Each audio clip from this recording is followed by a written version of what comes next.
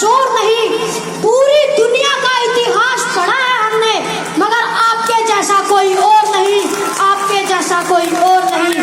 भारत में जन्मे महामानव, भारत को दिशा और दशा देने वाले भारत रत्न बाबा साहब डॉक्टर भीमराव अंबेडकर जी, शिक्षा के महानायक ज्योतिबाराव फूले जी, मनुवाद की रीढ़ की हड्डी को अपने जूते की नोक से ठोकर मारकर तोड़ने वाले साहब पेरियार जी, लंदन जाकर जनरल डायर के छाती में गोली मारकर अपना नाम शहीदों में शुमार कराने वाले सरदार उधम सिंह जी,